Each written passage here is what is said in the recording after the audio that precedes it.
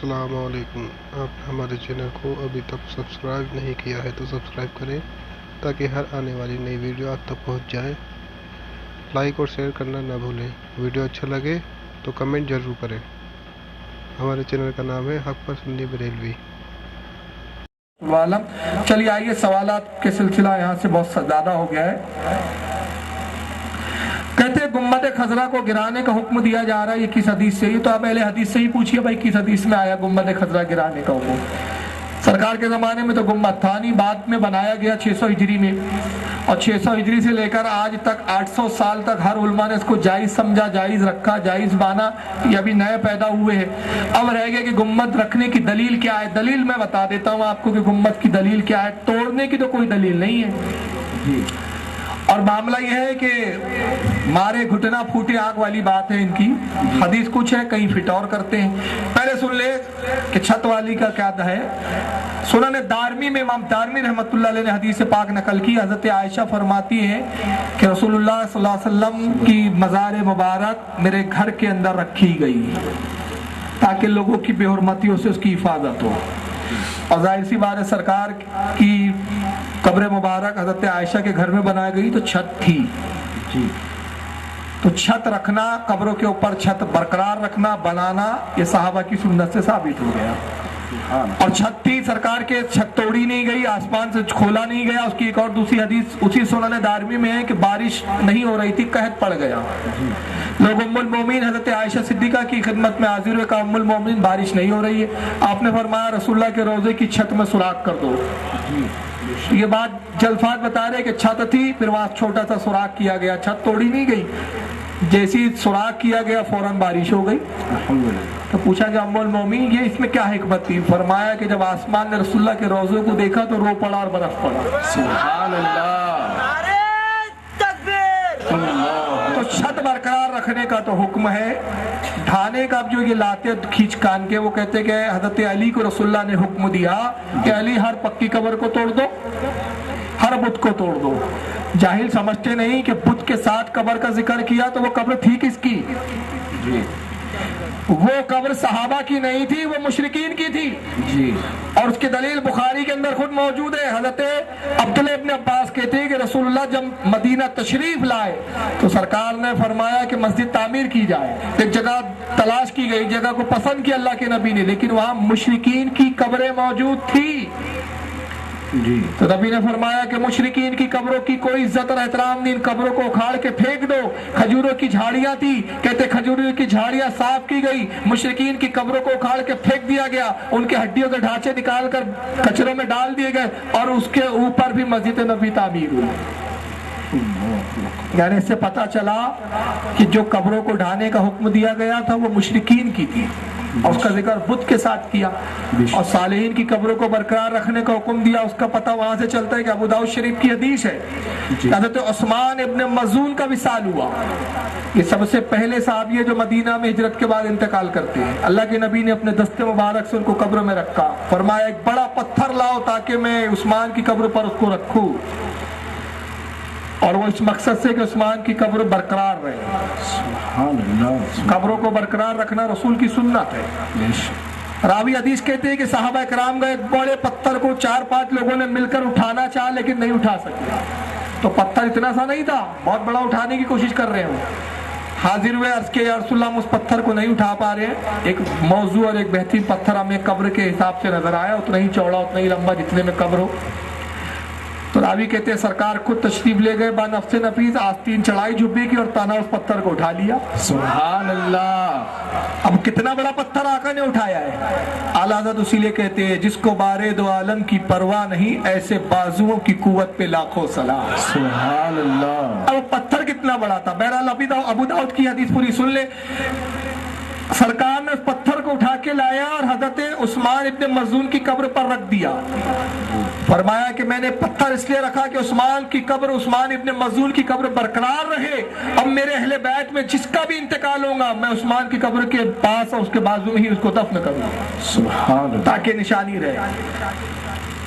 کتاب الجنائز امام بخاری نے قائم کیا، اس میں ایک حدیث لکھتے ہیں حضرت ابن حزم سے یا غالباً اور کوئی صحابی، مجھے نام صحابی کا تو یاد نہیں آ رہا، لیکن کتاب الجنائز میں بخاری میں حدیث موجود ہے، وہ کہتے ہیں عثمان غنی کے دور خلافت، عثمان غنی کے دور خلافت میں ہم جوان تھے تو ہم میں مقابلہ ہوتا کہ ہم میں کون بہادر ہے، تو ہم میں بہادر وہ سمجھا جاتا جو عثمان ابن مظعون کی قبر کے پتھر کو چھلانگ لگا کے پھلانگ جاتا تھا۔ بات سمجھ آئی اس حدیث سے؟ پتھر کتنا بڑا تھا وہ، جو کود کے اس طرف سے اس طرف جائے وہ بہادر، تو چھوٹا موٹا پتھر نہیں تھا، بڑا تھا، اور وہ بھی پتھر۔ تم تو قبر کو سیمنٹ سے اوپر بنانے مضبوط کرنے کو بدعت کہتے ہو، نبی نے تو پورا مضبوط پتھر ہی رکھ دیا۔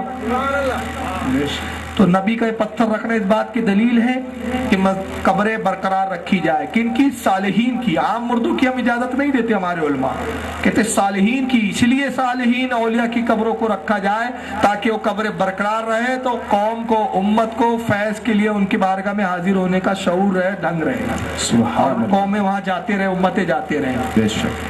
اب میں نے ایک تقریر ہے میری جس کا نام ہے مجرم کون اور الزام کس پر، جی یہ پہلی تقریر تھی میں نے، جس کے اندر قبر کے ڈھانے کے کچھ منظر دکھائے ان کے، اور پھر یہ بتایا کہ انہوں نے اپنے باپ داداؤں کی قبروں کو پکا رکھا ہے، اور اس میں نے ایک سوال کیا، 4 سال ہو گئے اس تقریر کو، آج تک کسی مائی کے لال نے اس کا جواب ہی نہیں دیا۔ یہاں کے اہل حدیث میں ہمت ہو تو جواب تلاش کر کے مجھے بھیج دیں۔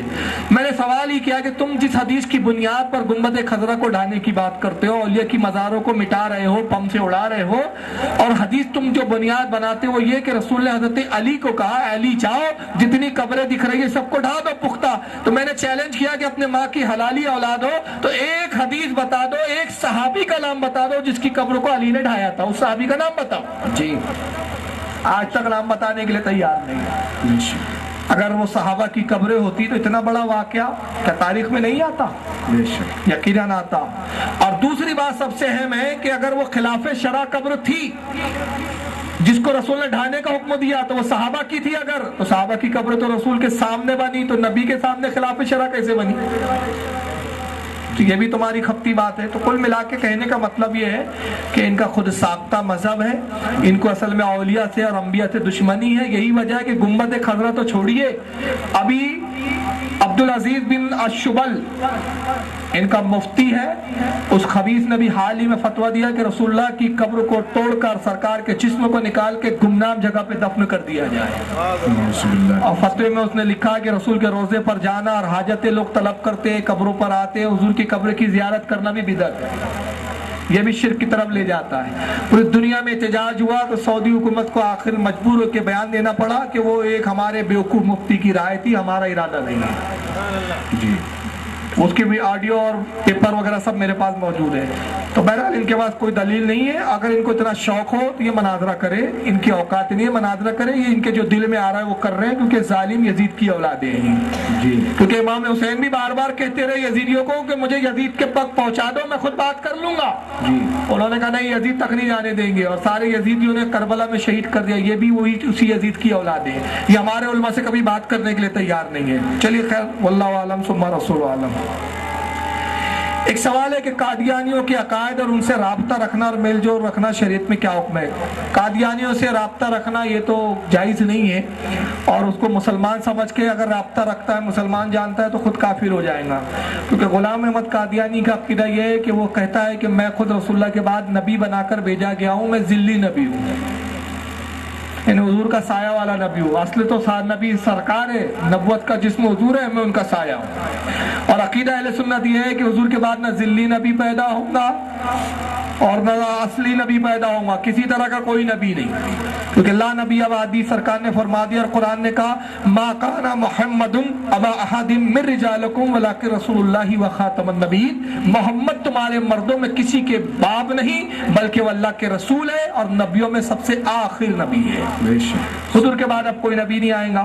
اور غلام احمد قادیانی کا ایک بہت بدترین عقیدہ، اس کا ایک عقیدہ یہ کہتا ہے اپنی کتاب میں کہ عیسیٰ کے ذکر کو چھوڑو، عیسیٰ علیہ السلام سے افضل تو میں ہوں، نعوذ باللہ من ذالک۔ اس نے ایک کتاب بھی لکھی اور گھڑی کہا کہ یہ مجھ پہ جبریل وحی لاتے ہیں، یہ ساری وحیوں کو میں نے جمع کر دیا ہے، اور اس کتاب کا نام بھی اس نے الوحی رکھا، اسی کو قادیانی پڑھتے۔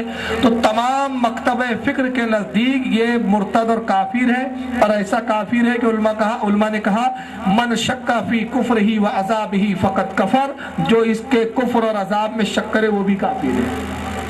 تو بہرحال اس سے بچے، واللہ عالم ثم رسول عالم۔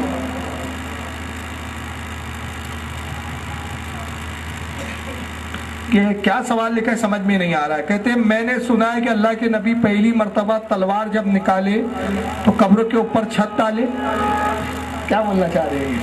دیکھیے ذرا سمجھائیے، حیدرآبادی لہجے میں ہے وہ۔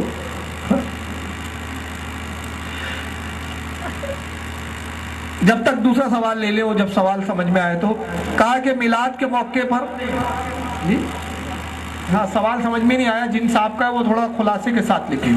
میلاد کے موقع پر برقی کمکموں کی جو سجاوٹ ہوتی ہے وہ بجلی کی چوری ہوتی ہے، کیا یہ جائز ہے؟ یہ اعتراض بدعقیدوں کا ہے، مہربانی کر کے مدلل جواب دیجیے۔ دیکھیں بجلی کی چوری تو جائز نہیں ہے، حکومت کی چوری بھی جائز نہیں ہے۔ اعلیٰ حضرت فاضل بریلوی سے پوچھا گیا کہ چنگی ناکہ بچانا کیسا ہے؟ چنگی ناکے ہوتے ہیں نا، ناکے پہ پیسہ پیڈ کرنا پڑتا ہے، تو کچھ لوگ سیٹنگ کر کے چرا کے لے جاتے ہیں۔ تو اعلیٰ نے فرمایا کہ جائز نہیں ہے، اگرچہ حکومت کافر و مشرکین کی کیوں نہ ہو، اس لیے کہ پکڑے جانے کے بعد اس میں مسلمان کی ذلت ہے، اور مومن کا اپنے آپ کو ذلت پر پیش کرنا یہ جائز نہیں، حرام ہے۔ اس میں اسلام کا بھی مذاق اڑتا ہے کہ لوگ عموماً جب کوئی مسلمان کسی چوری ووری میں پکڑا جاتا ہے تو لوگ بغض میں غیر مسلم یہ بھی کہتے ہیں ہاں مسلمان ہے نا، تیرا مذہب ہی ایسی ہے بیٹا، تیرا دھرم ہی ایسی ہے، تو اس سے اسلام بھی بدنام ہوتا ہے، نہ کرے۔ تب اس کا طریقہ یہ ہے کہ میں ابھی الحمدللہ 3 جلسے میرے ابھی کلکتہ میں تھے، وہاں میں نے دیکھا کہ بہت سجاوٹ تھی، اور اب تک میں نے جتنے شہر دیکھا کلکتہ سے زیادہ لائٹنگ کی سجاوٹ میں نے کہیں نہیں دیکھی۔ تو وہاں کے لوگ چوری نہیں کرتے، تار نہیں ڈالتے، بلکہ کرتے کہ جو پاور ہاؤس ہوتے ہیں وہاں کے، تو پاور ہاؤس والوں سے وہ عارضی طور پر میٹر لگواتے ہیں، اور وہ باقاعدہ پول سے ایک میٹر جوڑا جاتا ہے، اس میٹر کے ذریعے پوری لائٹنگ لگائی جاتی ہے، اور سارے محلے کے لوگ چندہ کر کے وہ جتنا بل آتا ہے، وہ کمیٹی کے نام بل آتا ہے، وہ بل پیڈ کرتے ہیں۔ تو ہمیں بھی چاہیے کہ ہم اس طرح کریں، اور چھوٹی سی بات ہے کہ نبی کا میلاد منانے کے لیے ہم لاکھوں روپیہ ادھر ادھر خرچ کرتے ہیں، لائٹنگ لگا رہے تو اس میں بھی تھوڑا سا خرچ بڑھے گا، اور کیا ہوگا، اور یہ بھی کوئی ضمیر گوارا نہیں کرتا کہ اپنے نبی کا جشن ہم چوری کی لائٹنگ سے بنائیں، اس سے تو بہتر ہے کہ ہم اپنی حیثیت کے مطابق ایک ہی لائٹ جلا لیں۔ اور رسول اللہ صلی اللہ علیہ وسلم کو خلوص و اخلاص پسند ہے، دکھاوا نہیں پسند ہے۔ میں اس کی ایک دلیل دے دیتا ہوں، حضرت شاہ ولی اللہ صاحب محدث دہلوی، جن کو دیوبندی بھی مانتے ہیں، غیر مقلدین بھی مانتے ہیں، اور ہم اہل سنت بھی مانتے ہیں۔ شاہ ولی اللہ صاحب کی کتاب ہے انفاس العارفین، اس میں انہوں نے اپنے والد شاہ عبد الرحیم محدث دہلوی کے واقعات کو قلم بند کیا ہے۔ تو کہتے ہیں کہ میرے والد گرامی کی عادت کریمہ یہ تھی کہ ہر سال نبی کا میلاد مناتے تھے اور خوب لنگر تقسیم کرتے تھے، خوب کئی من کھانے بناتے تھے اور غربا مساکین کو کھلاتے تھے۔ تو شاہ ولی اللہ فرماتے ایک بار ایسا ہوا کہ والد پہ بڑی غربت کا معاملہ تھا، بہت غربت تھی، پیسہ تھا نہیں، آپ بہت رو رہے تھے، بڑے پریشان ہوئے کہ ایک تو زمانہ وہ ہے کہ میں نے کئی من کھانے کھلوائے، اور آج یہ ہے کہ فاتحہ اور نظر و نیاز کے لیے کچھ بھی نہیں۔ تو کہتے بڑے مشکل سے کچھ بھنے ہوئے چنے والد کو میسر آ گئے، تو وہ چنے پر ہی انہوں نے روتے ہوئے رسول اللہ کی بارگاہ میں اس کو یہ فاتحہ دی، نظر کیا، اور آپ سو گئے۔ تو رات میں خواب میں دیکھتے کہ اللہ کے نبی تشریف فرمائے، صحابہ اور آپ کے سامنے وہی بھنے ہوئے چنے رکھے ہوئے، سبحان اللہ، اور حضور ارشاد فرماتے عبد الرحیم تیرا تحفہ ہمیں مل گیا، ہم نے اس کو قبول کر لیا، سبحان اللہ۔ تو اس واقعے سے پتہ چلتا ہے کہ رسول اللہ خلوص دیکھتے ہیں، یہ نہیں ہے کہ تعداد زیادہ ہو، آپ اپنی حیثیت سے ایک بلب جلا سکتے تو ایک ہی جلائیے، رسول کو یہی پسند ہے۔ چوری سے آپ ہزاروں بلب جلائیں گے تو بالکل یہ جائز ہی نہیں ہے، ناجائز ہے، اس کی شریعت اجازت نہیں دیتی۔ تو کوشش کریں اگلے سال کہ جو بھی کمیٹیاں سجاوٹ کرتی ہیں باقاعدہ پاور ہاؤس میں جائیں، بولے کہ بھائی آپ ایکسٹرا میٹر لگائیے، ہم اس کا بل پیڈ کریں گے۔ اچھا بہت اچھی بات ہے، چلیے عمار صاحب نے یہ بڑی اچھی بات بتا دی، ورنہ کل اتنی ہی کلپ کاٹ کے بتاتے کہ دیکھو ان کے عالم نے خود کا چوری ہوتی ہے۔ ہمارے حضرت نے بتایا کہ الحمدللہ یہاں تنظیم جو چلاتی ہے وہ ڈیزل اور جنریٹر پہ لائٹنگ کرتی ہے، اپنا خود کا ڈیزل اور خود جنریٹر لگاتی ہے، تو یہ وہاں بھی لوگ تو بدنام کرتے ہیں۔ تو بہرحال لیکن اگر کوئی کمیٹی ایسی کرتے تو ہم کہیں گے اس کی اصلاح کیجیے۔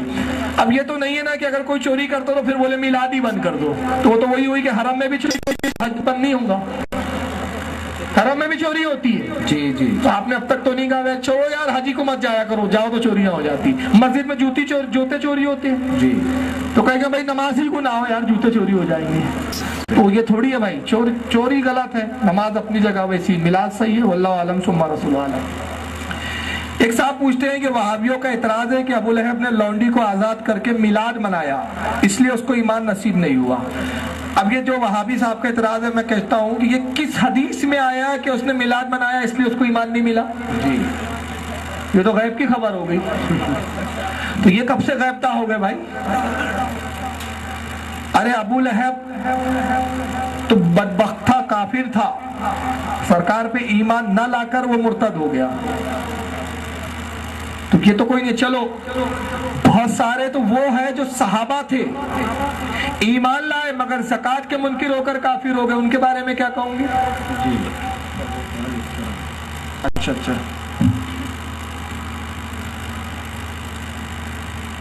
اچھا یہ حدیث، خیر اس کا پہلے جواب مکمل ہو جائے۔ تو میں عرض کر رہا تھا بہت سارے لوگوں نے ایمان لایا، رسول کے پیچھے نماز بھی پڑھی، مگر ابو بکر صدیق کے دور خلافت میں مرتد ہو گئے، کہا زکوٰۃ نہیں دیں گے۔ ابو بکر صدیق نے اور صحابہ نے ان سے جنگ کی، ان کے بارے میں آپ کیا کہیں گے؟ انہوں نے تو میلاد نہیں منایا تھا، وہ پھر کیوں مرتد ہو گئے؟ بلکہ اس کے برعکس بخاری شریف کی حدیث یہ ہے کہ حضرت عباس نے، امام بخاری نے تو عباس نہیں لکھا لیکن امام ابن حجر عسقلانی وغیرہ نے اپنی شرح میں لکھا کہ وہ خواب عباس نے دیکھا تھا۔ حضور کے چچا عباس نے خواب دیکھا کہ ابو لہب خواب میں نظر آیا، کہا کہ ابو لہب تیرے ساتھ کیا گزری؟ تو بھائی تھا حضرت عباس کا، کہا بھائی معاملہ یہ ہے کہ میں ایک دن بھی چین سے نہیں ہوں، ایک دن بھی چین سے نہیں ہوں، اللہ نے مجھ پر صرف اتنا لطف کیا کہ پیر کے دن مجھے اس عذاب سے نجات ملتی ہے، اور جس انگلی سے اشارہ کیا تب انگلی میرے منہ میں ڈال دی جاتی ہے، اس سے پانی میں پیتا ہوں اور ہفتے بھر کی پیاس بجھاتا ہوں۔ اس حدیث کی شرح میں بڑے بڑے اماموں نے، جیسے امام عبد الرحمن ابن چودی نے، جلال الدین سیوطی نے، شاہ عبد الحق محدث دہلوی نے، امام ابن حجر قسطلانی نے، امام زرقانی نے، بڑے بڑے اماموں نے اپنی کتابوں میں لکھا اور اس سے نتیجہ یہ نکالا کہ جب میلاد منانے کی خوشی میں ابو لہب جیسے بدبخت کو عذاب میں کمی ہوتی ہے، تو اگر سنی مومن مسلمان اپنے نبی کی میلاد منائے تو کیا کیا انعام نہ ملے گا۔ تو اس حدیث کا مفہوم ہی اس نے بدل دیا۔ جی اب میں کہتا ہوں کہ بھائی میلاد تو قادیانی بھی مناتے، وہ کیوں مرتد ہو گئے؟ ارے تم نہیں میلاد مناتے، تم بھی تو مرتد ہو گئے۔ تو بہرحال یہ بیوقوفانہ سوال ہے، اس کے ذمے ہے کہ وہ حدیث پیش کرے کہ کسی حدیث میں نبی کا یہ جملہ ہو یا کسی صحابی کا قول ہو کہ صحابی نے کہا کہ دیکھو ابو لہب کو ایمان اس لیے نہیں ملا کہ اس نے نبی کی میلاد منایا تھا۔ نعوذ باللہ من ذالک، جبکہ میں نے حدیث پیش کی کہ رسول اللہ نے ہر ہفتے اپنا میلاد منایا ہے، ہر ہفتے۔ واللہ اعلم ثم رسول اعلم۔ ہاں یہ سوال ایسا ہے کہ پیارے نبی صلی اللہ علیہ وسلم نے قبروں پر چھت بنی ہوئی دیکھی تو آپ نے تلوار نکالی غصے سے، کیا یہ بات صحیح ہے؟ یہ کوئی صحیح وہی نہیں ہے، فضول باتیں ہیں جی اور یہ کسی حدیث میں نہیں ہے۔ حدیث کا حوالہ دینا چاہیے تو تبھی بات کی جا سکتی ہے، پھر حدیث کی سند ونت بہت ساری چیزیں ہیں۔ محض ایک مبہم سوال کرنا کہ تلوار نکالی اور چھت دیکھ کر، تو بھائی وہ چھت کس نے بنائی تھی؟ ارے جب نبی کے صحابہ کا وصال ہوا تو نبی کی زندگی میں نبی کے سامنے قبر بنی تو چھت بھی سامنے بنی ہوئی، جب چھت بنی تبھی کیوں نہیں منع کر دیا؟ جی سیدھی سی بات ہے بھائی، سرکار کی موجودگی میں صحابہ کی نماز جنازہ بھی رسول اللہ پڑھاتے تھے، یاد رکھیے۔ حضور اپنی نگرانی میں دفن کرتے، بعض وہ صحابہ جن کو خود بنفس نفیس سرکار نے قبر میں بھی اتارا۔ بلکہ ایک حدیث تو یہاں تک آتی ہے بخاری میں کہ ضعیفہ کا انتقال ہو گیا جو مسجد نبوی میں جھاڑو لگا دیا کرتی تھی، رات میں صحابہ نے اس کو دفن کیا اور اللہ کے نبی کو اطلاع نہیں کی، یہ خیال تھے کہ حضور کو کیا تکلیف دی جائے رات میں۔ سرکار صبح تشریف لائے، فرمایا کہ وہ ضعیفہ نظر نہیں آ رہی، کہا یا رسول اللہ کل رات اس کا انتقال ہو گیا اور ہم نے اس کو دفن بھی کر دیا۔ حضور ناراض ہوئے، فرمایا مجھے کیوں نہ خبر دی گئی؟ کہا یا رسول اللہ ہم نے اس خیال سے کہ آپ کے آرام میں خلل نہ آئے ہم نے خبر نہ دی۔ فرمایا اس کی قبر دکھاؤ۔ آپ قبر پہ گئے اور قبر پر نماز جنازہ پڑھی اور فرمایا تم نہیں جانتے کہ میں جس کی جنازہ پڑھ لیتا ہوں اللہ تعالیٰ اس سے راضی ہو جاتا ہے اور اس کے درجات بلند کر دیتا ہے۔ میرا جنازہ پڑھنا درجات کے بلند کرنے کا سبب بنتا ہے، لہذا تم میں سے جب بھی کوئی مرے مجھے ضرور اطلاع دی جائے۔ تو سرکار نے کبھی ایسا نہیں ہو کہ کسی صحابی کے جنازے میں تشریف نہ لے گئے۔ تو اب یہ تو عجیب سوال ہے، حضور نے چھت دیکھی، تلوار نکال لی، کس پہ تلوار نکالی؟ جی ارے جو بنا رہا تھا تلوار نکالنے کی بجائے اتنا ہی کہہ دیتے چھت نہ بنا وہ مان لیتے۔ جی کیا صحابہ ایسے ہٹ ڈر میں ہوتے نہیں، وہ چھت بنا رہے تھے رسول کہتے مت بنا، وہ کہتے نہیں میں तो बनाऊंगा। वो तो कह रहे मत बना, नहीं बनाओ, नहीं मानता, पहले तलवार। क्या पागलपन की बात कर रहा है बात जी। कौन सी हदीस में ऐसी बातें, किससे कहानियां गढ़ते हैं ये लोग और बोलते हैं हदीस अपने आप को। ऐसी बॉम्बे में एक ने किस्सा गढ़ा, मैंने उसका रद्द किया और आज तक मैं उससे पूछ रहा हूँ कहाँ है वो हवाला। तो जैसे इनका अकीदा गायब है वैसी हवाले गायब रहते हैं। अब वो क्या बोला उसने, बॉम्बे के एक मौलवी ने, सुनो उसका जवाब मैंने दिया, नेट पर वो तकरीर मौजूद है। जी, जो सवाल लिख रहे हैं उनसे गुजारिश है कि अपना नाम भी लिख दे ताकि पता चले कि भाई पूछने वाला कौन है, ताकि जवाब उसके हैसियत से दिया जाए फिर। तो सवाल क्या, वो क्या कह रहा है तकरीर में सुनिए। देख कितनी तौहीन करते हैं ये लोग। तो अहले हदीस मौलवी है, काला पानी बोलते हैं, वहाँ एक मस्जिद है, वहाँ का इमाम जी, वहाँ का खतीब है गालिबन, बोलता है कि हजरत फातिमा का इंतकाल हुआ तो हजरत फातिमा को जब ले जाया गया तो कब्र से आवाज आई। कब्र ने कहा फातिमा होश में आओ, ये ना समझना तू नबी की बेटी है, मैं कब्र हूँ, मैं कब्र हूँ, मैं आमाल देखती हूँ, रिश्तेदारियां नहीं देखती, मैं निस्बत नहीं देखती। अगर तेरे अमल अच्छे हैं तो मैं ठीक, और तेरे अमल खराब है तो मैं बहुत सख्त हूँ फिर बुरे अमल वालों के लिए। अब उस पर तबसरा कर रहा है, देखो जब नबी की बेटी के लिए अमल की जरूरत है तो मुसलमानों हमें कितना अमल करना चाहिए, और यह हाल ये है कि पीर बचा लेगा, नबी बचा लेंगे, फला बचा लेंगे, फुला बचा लेंगे। और उसमें सारा मजबा सुभान अल्लाह माशाअल्लाह। वो प्रोग्राम का नाम है यजीद की हकीकत। मैंने उसमें जवाब देते हुए कहा कि मौलवी साहब से पहला सवाल मेरा ये है कि ये हदीस किस किताब में वो बताइए। दूसरा सवाल कि जब हजरत फातिमा को लाया गया कब्र से आवाज आई, कब्र ने फातिमा से कहा होश में आ, तुम्हारे अकीदे के मुताबिक तो नबी ही मरकर मिट्टी में मिल चुके हैं, ना सुनते हैं ना देखते हैं। तो फातिमा ने कब्र की आवाज ये सुनी थी कि नहीं सुनी थी? अच्छा, हजरत फातिमा से जब ये कब्र कह रही थी कि फातिमा होश में आ, इसको कौन सुन रहा था? वो कौन सा रावी है जो कब्र और फातिमा की गुफ्तगू को सुन रहा था? उसका नाम बताइए। और तीसरा मैंने कहा ये कि जब कब्र ये कह रही है फातिमा होश में आ, मैं ये नहीं देखती कि नबी की बेटी है, यानी कब्र को नाम भी मालूम, रिश्ता भी मालूम कि नबी की बेटी है, तो जब कब्र ये सब जानती थी कि नबी की बेटी है, फातिमा नाम है, तो इतना जानती थी तो ये नहीं जानती थी कि जन्नती औरतों की सरदार है? ये क्या कब्र थी यार? वहां भी जैसा अकीदा था क्या उसका? ये कुछ जानती थी कुछ नहीं जानती थी। वो कब्र भी सुनती थी और ऐसा कोई हदीस है? तो इस तरह की बेहुदा बातें रहती है। तो इस हदीस की कोई दलील नहीं है कि तलवार निकाली और छत तोड़ा और एक माज़अल्लाह सुम्मा माज़अल्लाह वल्लाहु आलम सुम्मा रसूल आलम। कहा जाता है कि नबी की विलादत भी उसी दिन हुई और वफात भी, तो खुशी क्यों मनाई जाए? इसके बारे में मैं हमेशा पहला जवाब तो यही देता हूँ, ये सवाल तकरीबन हर जगह आता है कि भाई जब आप मानते हैं कि नबी की विलादत वाले दिन ही विसाल हुआ, तो एक ही दिन तारीख पैदाइश भी आपके कहने के मुताबिक और उसी दिन वफात भी है, तो खुशी का डिपार्टमेंट हमने ले लिया, आप भी नबी के मानने के दावेदार है, गम का डिपार्टमेंट तुम ले लो, तुम भी तो कुछ मनाओ। हम दिन में जुलूस निकालते हैं, तुम मातम वाला जुलूस निकालो, हाय हाय हाय। सारे अहले हदीस निकले, क्या हुआ? नबी का विसाल हो गया आज। तुम क्यों नहीं कुछ करते? ये जहालत की बात है। सबसे पहली बात सुन लीजिए कि उलमा का इस पर इत्तेफाक ही नहीं है कि 12 रबीउल अव्वल आपकी विसाल की तारीख है, इस पर कोई इत्तेफाक नहीं है। अलबत्ता 12 रबीउल अव्वल पैदाइश की तारीख है, इस पर जमहूर का इत्तेफाक है, अक्सरियत का। विसाल की तारीख पे जमहूर का इत्तेफाक है। और बिल फर्ज अगर तारीख हो भी उस दिन तो इससे कोई फर्क नहीं पड़ता। उसकी दो वजह, इसलिए कि अल्लाह के नबी ने किसी की भी पर किसी दिन से ज्यादा गम मनाने की इजाजत नहीं दी, सिवाय उस औरत के जिसका शोहर मर जाए तो वो 4 महीने 10 दिन इद्दत के गुजारे। 4 महीने 10 दिन, एहतियातन 13 दिन भी बोल जाते हैं बहुत सारे लोग, तो 4-29 का हो जाता है, कभी ख्याल ना रहे करके। तो सिवाय उस औरत के जिसका शोहर इंतकाल करे, 4 महीने 10 दिन इद्दत के गुजारे, उसके बाद उसको भी इजाजत नहीं कि अपने शोहर का गम मनाए। तो रसूलुल्लाह सल्लल्लाहु अलैहि वसल्लम के विसाल को 1400 साल हो चुके हैं, आज तक क्या तुम गम ही मना रहे हो क्या? और गम उसका मनाया जाता है जो मर जाए, जुदा हो जाए। आका ना जुदा हुए हैं ना मरकर मिट्टी में मिले, हमारे आका जिंदा है, देखते हैं सुनते हैं। सुभान अल्लाह, सुभान अल्लाह, सुभान अल्लाह। ہمارا تو عقیدہ یہ ہے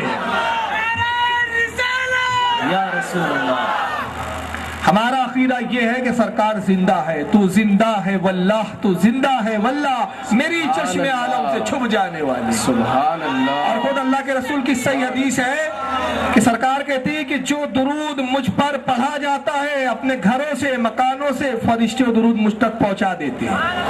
اور امام قاضی عیاض نے فرمایا کہ درود کیسے پہنچاتے؟ کتاب الشفا میں لکھا، یہ نہیں کہتے یا رسول اللہ آپ کے ایک امتی نے درود پڑھا، بلکہ کہتے یا رسول اللہ فلاں ابن فلاں نے فلاں شہر کے فلاں ملک کے فلاں شہر کے فلاں علاقے کے فلاں گھر سے آپ کو درود بھیجا ہے۔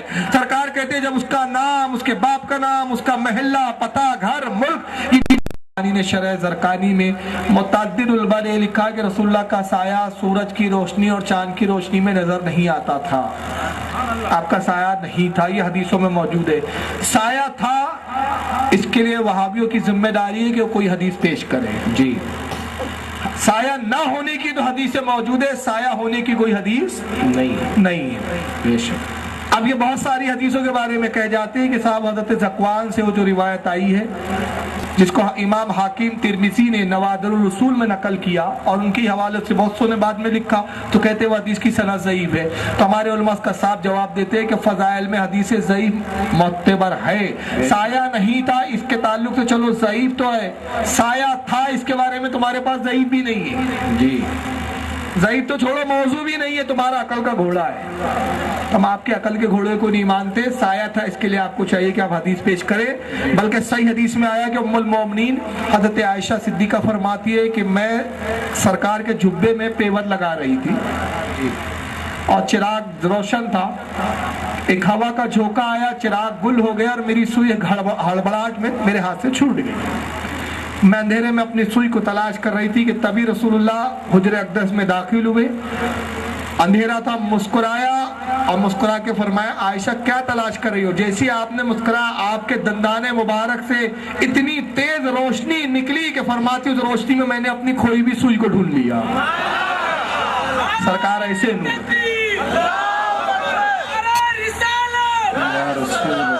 مگر کل کوئی وہابی کہے گا یا رسول اللہ جب نور تھے تو پھر اندھیرے میں روشنی ہو جاتی ہوں گی، ہے نا؟ اس پر میری 6 ہفتوں کی تقریر درس دیتا تھا میں حدیث کا، تو 6 ہفتے میں نے سرکار کا سایہ نہیں اسی پہ حدیثیں پڑھی تھی، یہ بھی نیٹ پر موجود ہے۔ میں سارے وہ اعتراض تو آیا بھی نہیں، جتنے یہ اعتراض سوچ سکتے اس کے بھی جواب دیے، جو یہ نہیں سوچ سکتے میں نے خود پیدا کر کے جواب دے دیا۔ سبحان اللہ۔ تو اس میں میں نے خود ایک اعتراض اٹھایا کہ بھائی جب رسول اللہ نور تھے تو پھر روشنی ہونا چاہیے، روشنی تو نہیں دکھتی تھی۔ میں کہوں گا جناب قرآن کو بھی اللہ نے نور کہا، گھر میں اندھیرے میں قرآن رکھ روشنی ہوتی کیا؟ دیکھ بھلا، اسلام کو بھی قرآن نے نور کہا، جی، تو تیرے پاس اندر تیرے اسلام ہے، تیرے سے روشنی نہیں آ رہی ہے۔ فرشتے بھی نور ہیں، جبریل آتے تھے تو کوئی حدیث میں نہیں آئے کہ جیسی جبریل آتے تھے پورا روشن ہو جاتا تھا۔ جی، حقیقت نور ہے مگر موقوف ہے سرکار کے معجزہ دکھانے پہ، جب چاہے تو اپنے آپ کو ظاہر کرے، نہ چاہے تو نہ ظاہر کرے۔ بے شک، بے شک، جب چاہا ظاہر کیا روشنی نظر آ گئی، بے شک، بے شک۔ جب چاہا چھپا دیا۔ اگر روشنی کی ہی حالت میں ہوتے تو کوئی آپ کو دیکھ نہیں سکتا تھا، نہ دیکھ سکتا، نہ تعلیم ہو سکتی تھی۔ اس لیے آقا نے امت پر ایک کرم کیا کہ اپنے نور پر پردے ڈال لیے، اپنے پردوں میں اپنے آپ کو چھپا لیا۔ اسی کو استاد زمان نے کہا ایک جھلک دیکھنے کی تاب نہیں عالم کو، وہ اگر جلوہ کرے کون تماشائی ہو، کون تماشائی ہو۔ سبحان اللہ، بے شک، بے شک۔ ورنہ قرآن بھی ہے نا کتاب مبین، روشن کتاب، تو اندھیرے میں لے جانا قرآن رکھ دینا، بتا کہاں ہے روشن کتاب؟ دیکھ نہیں رہی ہے جی، تو واللہ اللہ کا کلام جھوٹا؟ تو کہے گا نہیں، حقیقتاً نفس کلام الہی روشن ہے، جس کو ہم دیکھ رہے ہیں یہ حرف ہے، جی، یہ جو مصحف دیکھ رہے ہیں یہ حرف ہے، یہ کاغذ، یہ انک، یہ سیاہی، یہ سب مخلوق ہے۔ یہ نفس کلام الہی غیر مخلوق ہے، وہ نور ہے، کیونکہ اللہ کی ذات بھی نور ہے، سبحان۔ اس لیے کلام اس کی صفت ہے تو وہ بھی نور ہے۔ واللہ عالم ثم رسول عالم۔ سعودی عرب جو نام ہے ملک کا، یہ کب ہے؟ کیا حضور کے زمانے میں تھا؟ جی نہیں، یہ حضور کے زمانے میں سعودیہ نام نہیں تھا۔ 1925 سے پہلے سعودیہ کا نام بھی سعودیہ نہیں تھا، جی، سوری 1111 ہجری سے پہلے حضور کے زمانے سے لے کر بلکہ اس سے پہلے سے لے کر 1100 ہجری اور 1100 بھی 1150 ہجری تک اس کا نام تھا حجاز مقدس. اس کو حجاز کہتے تھے. جب آل سعود نے قبضہ کیا عبد الوہاب نجدی کے ساتھ، عبد العزیز آل سعود تھا، ان دونوں نے مل کر ترکی حکومت کا خاتمہ کیا اور قبضہ کیا، تو اپنے خاندان کے نام پر آل سعود خاندان کے نام پر اس ملک کا نام رکھا سعودیہ عرب یا سعودی عربیہ. تو حضور کے زمانے میں نہیں تھا. یہ نام رکھنا بھی بدعت ہے ان کی، اور اس نام کو ہٹایا جس نام کو اللہ کے نبی نے پسند کیا، اللہ کے نبی کے زمانے میں رہا، صحابہ کے زمانے میں رہا. مگر اہل حدیث کے کسی ملا نے آج تک نہیں کہا کہ جس نام کو رسول نے رکھا، رسول کے زمانے میں تھا، صحابہ، اس کو ہٹا کے آپ نے بدعت کیوں کی. اور یہاں تک کہ ایک اور نام ہے جس سے ان کی بڑی تاریخ جڑی بھی ہے، تو اپنی تاریخ اور سیاہ تاریخ کو مٹانے کے اس کا نام بدل دیا تاکہ جب صدیہ گزرے تو ہمارے کارنامے چھپ جائے. وہ کون سا علاقہ تھا؟ نجد، جو مدینے سے مشرق کی طرف ہے، جس کے بارے میں بخاری میں حدیث ہے، مسلم میں حدیث ہے کہ سرکار نے نجد کے بارے میں فرمایا یہاں سے فتنہ نکلے گا. جی. مسلم میں حضور نے فرمایا فتنہ یہاں ہے، فتنہ یہاں ہے. اشارہ کیا مشرق کی طرف. حضرت عائشہ کے حجرے پہ آپ کھڑے ہوئے ہیں، عبداللہ ابن عمر کہتے ہیں، اور مشرق کی طرف اشارہ کرتے رہے، فرمایا فتنہ یہاں ہے، فتنہ یہاں، یہاں سے شیطان کا گروہ نکلے گا. اور بخاری میں ہے کہ یمن کے لوگ آئے، شام کے لوگ آئے، کہا یا رسول اللہ ہمارے ملک کے لیے دعا کیجئے. تو اللہ کے نبی نے دعا کی، اللہم بارک لنا فی شامنا، اللہم بارک لنا فی یمنا. تو نجد کے بھی لوگ کھڑے تھے، کہا وفی نجدنا یا رسول اللہ ہمارے نجد کے لیے بھی دعا کیجئے. 3 بار جب نجد والوں نے کہا تو حضور نے فرمایا اس شہر کے لیے میں دعا نہیں کروں گا کہ وہ فتنوں کی جگہ ہے، وہاں زلزلے پیدا ہوں گے، وہاں سے شیطان کا گروہ نکلے گا. وہیں سے عبد الوہاب نجدی نکلا. بے شک. اور یہ فرقہ پھیلایا تو انہوں نے دیکھا اپنا باپ وہیں سے نکلا ہے. جی. اور حدیث میں رسوا ہے وہ ملک، وہ شہر، وہ جگہ، اور وہاں سے فتنوں کو نکلنے کا کہا گیا. تو انہوں نے ملک کا نام بدل دیا، اور شہر کا، ملک نہیں شہر کا نام بدل دیا، نجد سے کر دیا ریاض. اور دیکھیں ان کی قسمت ماری گئی. مدینہ سرکار کے زمانے میں راجدھانی، ابو بکر صدیق، عمر، حضرت عمر، عثمان غنی، حضرت علی، اور حضرت علی کے زمانے میں جب راجدھانیاں بڑھ گئی، اسلامی ملک بڑھ گئے، تو 6 مہینے کوفہ راجدھانی، 6 مہینے مدینہ. یعنی مدینہ کو حضرت علی نے بھی نہیں چھوڑا، امیر معاویہ نے بہرحال شام کو بنایا، لیکن چاروں خلفاء کے زمانے میں مدینہ رہا یا شام رہا، لیکن انہوں نے راجدھانی نجد کو بنایا. جی. ریاض کو. ان کو مدینہ راجدھانی نہیں ملی، مکہ نہیں ملی، نجد، کیونکہ باپ وہیں سے پیدا ہوا تھا. صحیح. تو بہرحال سعودیہ نام جو ہے یہ بھی بدعت ہے، نجد کا نام ریاض رکھنا یہ بھی بدعت ہے، اور یہ بدعت ان کے گھر کی ہے. واللہ عالم ثم رسول عالم. جی. تبلیغی جماعت اسلامی اور تبلیغی جماعت کے متعلق چند ضروری باتیں بتائیں. جماعت اسلامی کے بانی مولانا ابو اعلیٰ مودودی صاحب ہیں. یہ ایک زمانے میں پہلے اخبار کے رپورٹر ہوا، ایڈیٹر ہوا کرتے تھے، اخبار چلایا، کوٹ ٹائی پینٹ پہنتے تھے باقاعدہ. اس کے بعد ان کو لگا کہ روزگار اپنا چل نہیں رہا اس طرح ذریعے سے، تو پھر انہوں نے مذہبی دنیا میں قدم رکھا اور تاریخی پھر ناول وغیرہ لکھنا شروع کیا. اسلام پر کچھ کتابیں لکھی، لکھنے کا انداز اچھا تھا، کچھ لوگ ان کے گرویدہ ہو گئے. پھر بعد میں تبلیغی جماعت میں شامل ہو گئے. ابو اعلیٰ مودودی صاحب 7 سال یہ تبلیغی جماعت میں شریک رہے. 7 سال تک رہنے کے بعد ان کی مولوی اسماعیل دہلوی سے کچھ باتوں پہ جمی نہیں، تو تبلیغی جماعت چھوڑ کر انہوں نے الگ جماعت قائم کی اور اس کا نام رکھا جماعت اسلامی. انہوں نے چند کتابیں لکھی، جس میں ایک کتاب ہے رسائل و مسائل، ایک کتاب ہے رسالہ دینیات، ایک کتاب ہے التفہیمات، ایک کتاب ہے تنقیحات. میرے پاس ان کی بہت ساری کتابیں ہیں، وقت نہیں ہے کہ اتنی تفصیل بتاؤں. میں 2-4 باتیں مختصر بتا دیتا ہوں کہ ان کا عقیدہ کیا تھا. رسائل و مسائل جلد اول میں ان سے سوال ہوا کہ دجال کے بارے میں ہے کہ وہ کہیں چھپا ہوا ہے، قید ہے، اور قیامت کے قریب آئیں گا، اس بارے میں آپ کیا کہتے ہیں؟ تو مودودی صاحب جواب دیتے کہ کالا دجال وغیرہ تو افسانے ہیں، ان کی کوئی شرعی حیثیت نہیں ہے. اور رسول اللہ نے جتنے ان کے بارے میں حدیثوں میں بیان کیا کہ دجال آئیں گا، دجال آئیں گا، حضور کے وہ قیاسات ہیں، حضور خود شک میں مبتلا تھے. حضور کو خود یہ ڈاؤٹ تھا کہ بھئی آئیں گا کہ نہیں آئیں گا. اور کہتے 1300 سال ہو گئے اب تک دجال نہ آیا.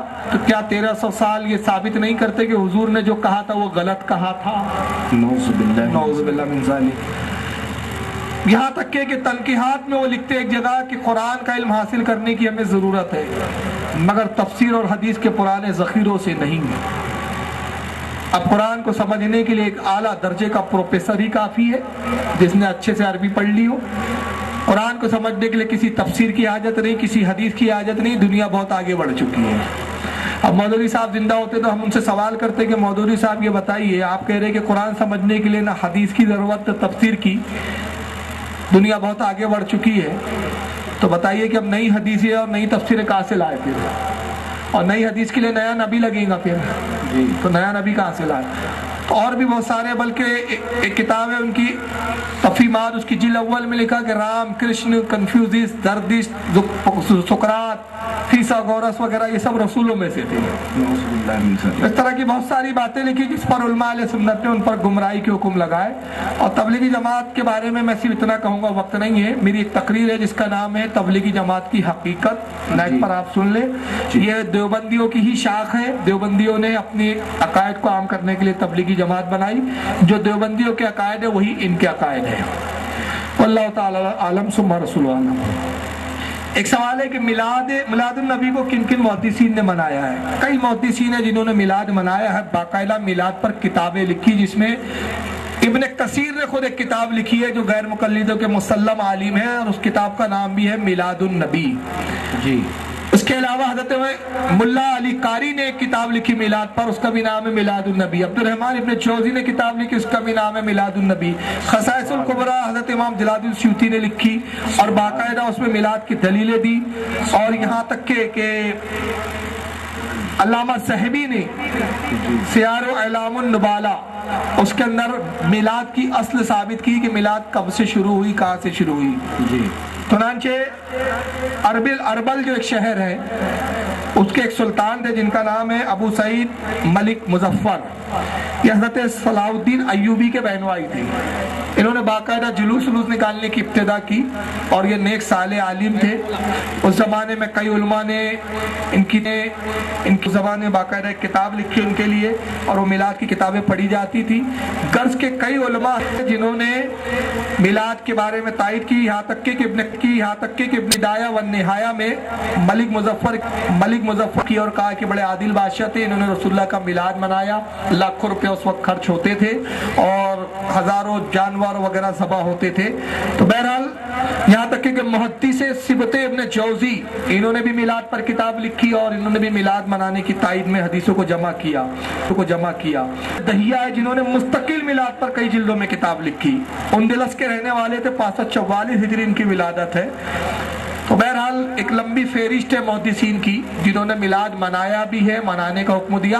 اب سب سے بڑھ کر آخری بات کر دوں جب بات تمام ہو جائے، حضرت امام ترمذی رحمۃ اللہ علیہ نے جامع ترمذی میں ایک باب ہی قائم کیا، اور باب کا بھی نام رکھا میلاد النبی۔ سبحان اللہ، جامع میں شامل ہے، میں اس کی بات کر رہا ہوں۔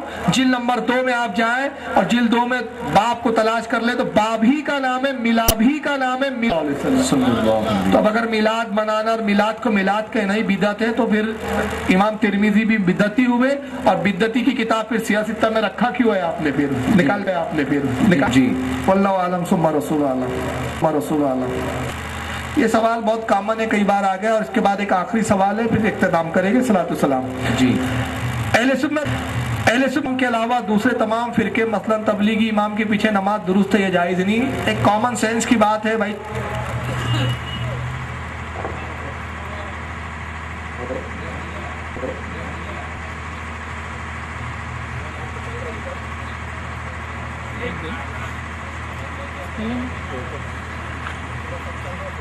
کی بات ہے، ان پر گستاخ اللہ اور گستاخ رسول ہونے کا الزام ہے، اور اس بنیاد پر ان پر حکم کفر ہے، لہذا کسی بھی جس پر حکم کفر ہو اس کے پیچھے نماز درست نہیں ہے، اور نماز پڑھے تو نماز نہیں ہوں گی، لہذا ان سے پیچھے پڑھنے سے پرہیز کریں۔ ایک سوال ہے 11ویں کی اصل کیا ہے؟ 11ویں کے اصل کے لیے یہی کافی ہے کہ نظر و نیاز ہمارے ہاں جائز ہے، ہر بزرگ کی جائز ہے، تو غوث اعظم تو ولیوں کے سردار ہے، پھر ان کی کہاں سے ناجائز ہو گئی؟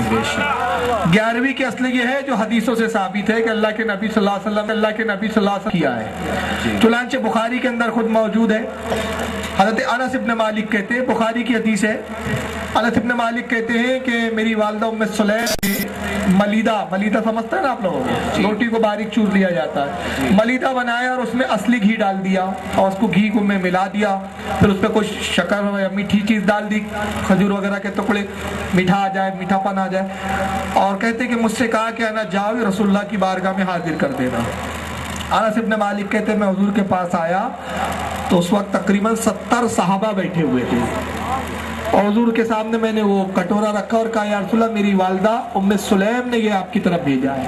कहते हैं हुजूर ने अपने हाथों को उठाया और अल्लाह के रसूल ने जितना चाहा जहां से चाहा कुरान की तिलावत की। खाना रख के तिलावत करना यही फातिहा और यही हम करते हैं। तो इसी को रसूल ने किया और कहा कि अनस फातिहा खत्म हुई, कहा अनस इसको प्याले को उठाओ हर साहबी के सामने रखते जाओ। हजरत अनस हर साहबी के सामने रखते और वो साहबी खाते, हुजूर फरमाते शिकम से रोकर खाओ, पेट भर के खाओ, खाओ, खूब जोर जिलाते, यहाँ तक कि 70 साहबा से फिरकर वो प्याला हुजूर के पास आया, सरकार ने भी खाया और उसके बाद कहते हैं कि मुझे दिया और कहा ना जाओ अब जो कुछ बचा है ये हमारी तरफ से अपनी वालिदा उम्मे सुलैम को देना। अनस इब्न मालिक कहते हैं कसम वहदहु ला शरीक की, मैं ताज्जुब में पड़ गया, जब लाया तब ज्यादा था कि अब ले जा रहा हूँ तो अब ज्यादा है, तो अब ज्यादा है। तो बहरहाल ये फातिहा। आपने हमारे चैनल को अभी तक सब्सक्राइब नहीं किया है तो सब्सक्राइब करें ताकि हर आने वाली नई वीडियो आप तक पहुंच जाए और लाइक और शेयर करना ना भूलें।